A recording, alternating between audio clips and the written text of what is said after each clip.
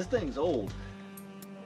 Now, I'm not talking about the car specifically, though a lot of people would argue that the chassis design of the Challenger is kind of dated and old as well. Because honestly, this design has stayed with this car for well over 40-50 years now. But that's kind of the point, I feel, of the Challenger, to be the sort of keepsake of sort of their kind of heritage and design and stuff throughout the years. So I think the retro future blend, that's the whole point of the Challenger. The argument that the chassis design is kind of outdated holds no bearing with me, honestly, because it does what it sets out to do. It has its own distinct appearance, even amongst, well, any modern muscle car, I would argue. It's kept its very distinct features. Well, I figured I would go ahead and share some little tidbits that you may or may not know about the Hemi while I'm at it. And then I'll tell you what I feel as far as the Hemi being dated. Well, first, let's start all the way back in, what is it, 1947, I want to say it was. Chrysler developed an engine for aircraft. That's right, aircraft. Well, what does this engine have to do with the Hemis? Maybe the fact that it was a Hemi. But it was a Hemi before the Hemi got its name as a Hemi. See, Hemis weren't always called Hemis. That didn't happen until way further down the road. Hell, even when they first debuted in vehicles, it wasn't the case that they were called Hemis. The first ones that Chrysler, the first engines that, you know, had this design that Chrysler put into cars, this was fast forwarding to 1958 to the late 60s, I think it was. I'm kind of trying to remember this off the top of my head, so please forgive me. So the first engines that had this design that was put into a car was called the firepower engines.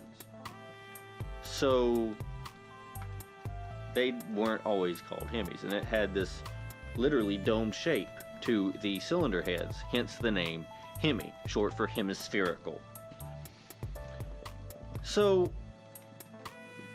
they had one spark plug, top dead center, and could theoretically burn evenly throughout thanks to the hemispherical design. Another advantage of the hemispherical design is that you have less surface contact area. You have less surface area in which to have the fuel stored before it gets burned off by the spark plug. This is an advantage because not only does it create less area that the spark has to, you know, cover with fire and burn off fuel in, but it also does this less of the heat, you know, less of the power being wasted through heat in the piston as well, because in a conventional flathead design there's some situations where the outer edge of the fuel might be too cold to burn off fully efficiently because there's so much surface area to cover. With the Hemi, it kind of splits that surface area coverage down a little bit. The modern Hemi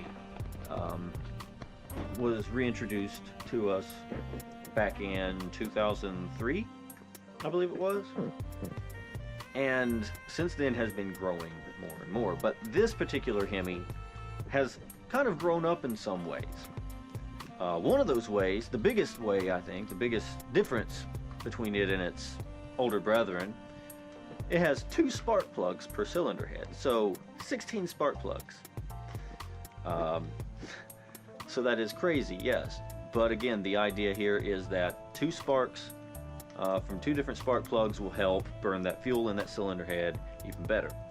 Another difference is, even though it has the Hemi name to it, it kind of has more of a sort of notched shape, more of a roof shape, if you will, than it does in true hemispherical design.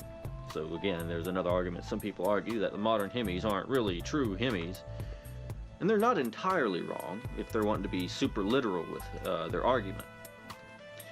So where do I stand with it being outdated? Oh, one more thing. The Hemi only allows for 2 valves per cylinder head, whereas a lot of modern cars run off of, they can have up to like 4 or more valves per cylinder head. And this is good because it allows for better fuel delivery and exhaust expenditure after burning the fuel. In a lot of ways, the Challenger sticks to its roots, brings it into the modern era in a few slight ways, and is a thoroughbred race car at its heart. So I'm not just saying this to blow it up because I own one and and all, and just because I love them, just because they're one of my favorite muscle cars as far as the modern lineup goes.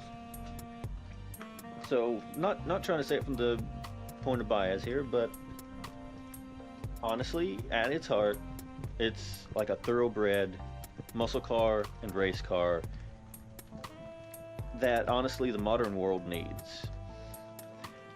It needs that one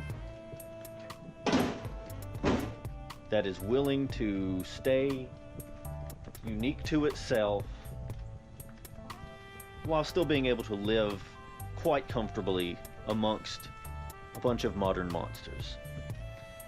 Anyway, that's my take on the Hemi engine and its outdatedness. I don't think that just because it might be outdated at its principles, that is outdated in usefulness and capabilities. It still holds its own quite well.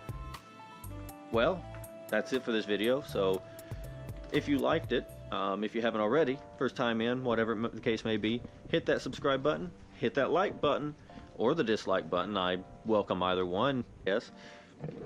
But you can also follow me on my social medias linked in the description of the video below. And those are all great ways. If I didn't say it, turn on the notifications as well. These are all great or good ways, at the very least, to know when I go live with brand new videos.